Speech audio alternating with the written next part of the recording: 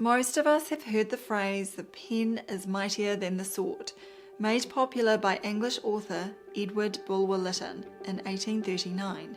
However, this was preceded by "the word is mightier than the sword," found in the story of Ahika, written in the 5th century BC. Word would appear to be more enduring than pen now that we are in the digital age.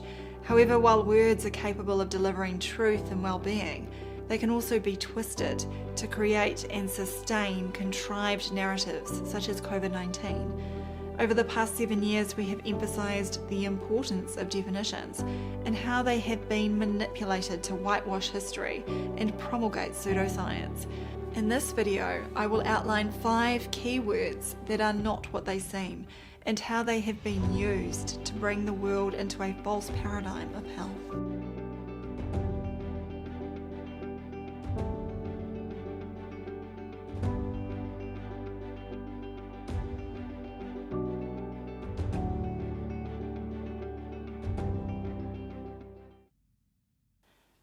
Political language is designed to make lies sound truthful and murder respectable, and to give an appearance of solidity to pure wind. George Orwell, Politics and the English Language, 1946. Do feel free to visit at any time to clarify any rumour you may hear, covid19.govt.nz. Otherwise, dismiss anything else. We will continue to be your single source of truth. A maxim attributed to Confucius is, "When words lose their meaning, people lose their freedom." While this may be a modern paraphrasing of the ancient Chinese philosopher's writings, it captures the theme of this video. If words do not have specific and unchanging meanings, then truth can be concealed and the understanding of reality distorted. One of the more complete translations of Confucius is, "If names be not correct, language is not in accordance with the truth of things. If language be not in accordance with the truth of things, affairs cannot be carried on to success." Not unexpectedly, nefarious forces capitalize on this and intentionally change language to bring about their immoral version of success. In the year 1946, George Orwell wrote, "If thought corrupts language, language can also corrupt thought." He had also suggested the cause for what he had been witnessing in his lifetime when he said, "I should expect to find, this is a guess which I have not sufficient knowledge to verify, that the German, Russian and Italian languages have all deteriorated in the last 10 or 15 years as a result of dictatorship." The manipulation of words in order to control populations is as old as politics itself. And while people may scoff at old reels featuring Hitler, Stalin and Mussolini, they may be completely blinded by language used in the present era. The COVID-19 show was a great example. There were several population rallying slogans such as 2 weeks to flatten the curve. When it went past 2 weeks and then 2 months and then 2 years, many people were obviously questioning the effectiveness of the strategy. However, the majority of them could still not see. There was no curve. Try to realize the truth. What truth? There is no spoon. Once again, an imaginary enemy had been placed into their minds. Arguing about countermeasures was a fool's game because the participants had to accept they were engaged in a war against a, quote, virus. Another slogan parroted by the corporate media regarded any information that countered the preposterous COVID narratives. This is extremely dangerous to our democracy. This is extremely dangerous to our democracy. This is extremely dangerous to our democracy. This is extremely dangerous to our democracy. This is extremely dangerous to our democracy. This is extremely dangerous to our democracy. Where do we start with such a slogan? Are we supposed to accept that modern democracy is a good thing? A system that mulks taxes from nations at levels that even the most tyrannical monarchs of old could only dream of. A system disconnected from natural law and morality, where others get to impose their godless desires on us. And when they say our democracy, who are they referring to? If they mean agencies that impose compulsory monopolies on violence, then I'm happy to be considered a threat to such depravity. We can appreciate that the words used by governments and the corporate media are crafted to condition and control the population. The idea is to confine thinking so that people don't realize they are being played like a fiddle. Furthermore, when the victims encounter material outside of these confines, they can become agitated as they slavishly defend the contrived narrative. Alternatively, and perhaps to avoid cognitive dissonance, some people do not even seem to cognize the new information. In the early stages of the COVID-19 fraud, my husband Mark and I would sometimes point out to former colleagues that there was no evidence of a pandemic. The words seemed to pass straight through their ears, and they would respond with a completely unrelated topic. Doctors are certainly amongst the most conditioned group, and in this video we will outline how language has been corrupted to get them to be leaders in promulgating industry narratives. As Confucius warned, these 5 examples, this time in the field of medicine, show how language is not in accordance with the truth. 1. Scientific theory. Wikipedia has an extensive scientific theory entry, and it cites the American Association for the Advancement of Science as stating, "A scientific theory is a well-substantiated explanation of some aspect of the natural world based on a body of facts that have been repeatedly confirmed through observation and experiment." The entry also states that the defining characteristic of all scientific knowledge, including theories, is the ability to make falsifiable or testable predictions.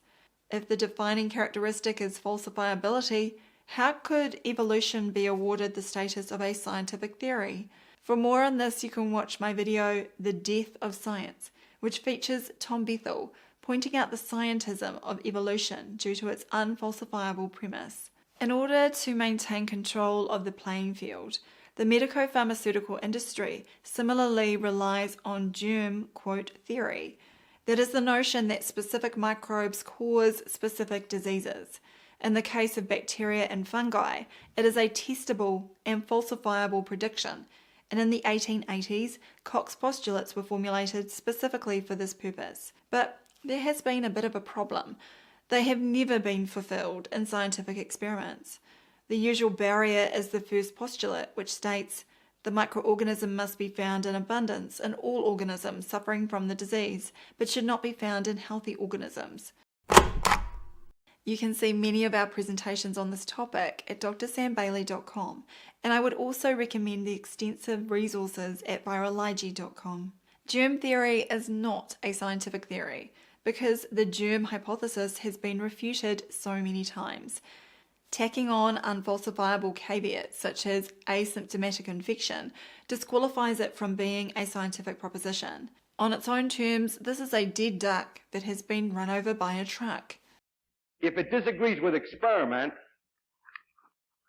it's wrong. And that simple statement is the key to science. When it comes to the virus hypothesis, it gets even worse because of the lack of evidence for an independent variable, i.e. a virus within their methodologies. Therefore, anyone claiming to do control studies does not realize they are employing a logical fallacy in the purported gold standard technique. For a full explanation of this, please see my husband Mark's paper, Virology's Event Horizon. 2. Allopathic medicine. For this, I will refer to our book, The Final Pandemic, where we wrote, "The term allopathic medicine sits uncomfortably with the powers that control the medical system. For example, the online public encyclopedia, Wikipedia, deceptively states, allopathic medicine or allopathy is an archaic and derogatory label originally used by 19th century homeopaths to describe heroic medicine, the precursor of modern evidence-based medicine. The Merriam-Webster Dictionary has been assisting in this public deception involving a gross departure of the definition from its original meaning. This is clearly evident in how the dictionary's entry for allopathy has changed in recent years. May 2022. A system of medical practice that aims to combat disease by use of remedies, as drugs or surgery, producing effects different from or incompatible with those produced by the disease being treated. November 2022. A system of medical practice that emphasizes diagnosing and treating disease and the use of conventional, evidence-based therapeutic measures, such as drugs or surgery. It's too late to whitewash the fact that allopathic medicine is mostly based on the toxic trifecta of cut, burn, and poison. 3. Infection. How much confusion has been sown with this word that is used not only in medicine, but also in everyday life. In the present era, the Cambridge Dictionary states that infection means a condition in which bacteria or viruses that cause disease have entered the body, such as a serious infection or a throat infection. We saw in the first section that germ, quote, theory is a refuted hypothesis, and yet the word infection is much older. So how did this come about? Well, the original term came from the Latin inficere, and it meant to spoil or to stain. The related word infect also originally came from Latin and meant to corrupt. So prior to the rise of germ theory in the late 1800s, physicians would use the word infection to describe devitalized, spoilt, and corrupted tissue. It had nothing to do with imagined attacking microbes. It leaves us in a difficult position in the current era, as using the word infection is likely to make the majority of people think germs are the culprit. Hence, we generally elect to use words such as poisoned, injured, or compromised tissue to avoid giving the wrong idea. 4. Isolation.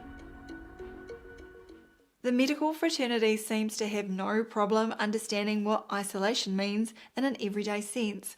For example, during the COVID-19 fraud, many of them enthusiastically promoted the ritual of people being isolated from one another. Clearly, they knew that isolation meant being completely separated when they endorsed cruel practices such as quarantine facilities and preventing nursing home residents from receiving visitors. Here in New Zealand, we had full-blown psychopathy, with many people being prevented from attending loved ones' funerals. In all of these cases, the tyrants knew exactly what isolation meant. However, there is a twisted irony involving the very same people that championed such perverted measures when it came to the purported COVID virus. Indeed, regarding claims that the said virus has been isolated, they don't seem to care what the word means. We have investigated hundreds of papers claiming to have isolated viruses, but the word has become totally disconnected from any defined or scientific meaning. In the world of virology, isolation can mean taking a drop of snot and putting it in a vial. It can mean taking blood from someone said to have a viral illness and injecting it into a small animal. It can mean shotgun sequencing mixed biological specimens and calling the computer-assembled construct an isolate. It can mean mixing samples with cells from a different species and calling the breakdown reaction isolation. In other words, it is a concept devoid of scientific meaning in virology. We have dozens of presentations on this topic, and you can watch my video, The Truth About Virus Isolation, to see some comically awkward moments when virologists explain isolation. 5. Medication. The Cambridge Dictionary states that medication means a medicine or a set of medicines or drugs used to improve a particular condition or illness, and gives the following examples. She was prescribed medication for her condition. He is currently taking medication for his heart. And in the study, patients were taken off their usual medications. While that definition does not preclude non-pharmaceutical substances, it heavily suggests that medications equate to prescription and over-the-counter drugs. Furthermore, the Business English entry in the Cambridge Dictionary states that medication means drugs that are used in the treatment of illness or injury. Once again, allopathic medicine and the medico-pharmaceutical industry has gained a monopoly on the terminology. However, the word medication obviously predated this modern co-opting. It entered the English language in the 15th century from the Latin medicationem, which meant healing or cure. That in turn derived from the Proto-Indo-European root med, meaning to take appropriate measures. Thus, the origins of the word medication concerned natural remedies and true healing. It is easy to see why the pharmaceutical industry co-opted the term last century in order to deceptively and successfully market their largely synthetic compounds. We can also appreciate that this coincided with the flipping of the word alternative in its application to medicine. The Cambridge Dictionary wants us to believe that alternative medicine is a range of treatments for medical conditions that people use instead of or with Western medicine. This Western medicine means allopathy, but by definition, most true medicine is not allopathic in nature. So it would be more accurate to refer to the majority of current mainstream medical practice as alternative. Do not be fooled by their gross manipulation of keywords in order to sustain their business model. These are just a few examples of how language has been distorted in aid of the cruel and fraudulent medico-pharmaceutical industry. For more on this, please consult all the free resources at drsambailey.com. Here you can equip yourself with knowledge to discern fact from fiction when it comes to words such as contagion. For example, my video, The Truth About Contagion, virus and bacteriophage. For example, Mark's essay, Virus, Bacteriophage and Single Virus Genomics. And pathogen. For example, my video, Why Pathogens Don't Exist.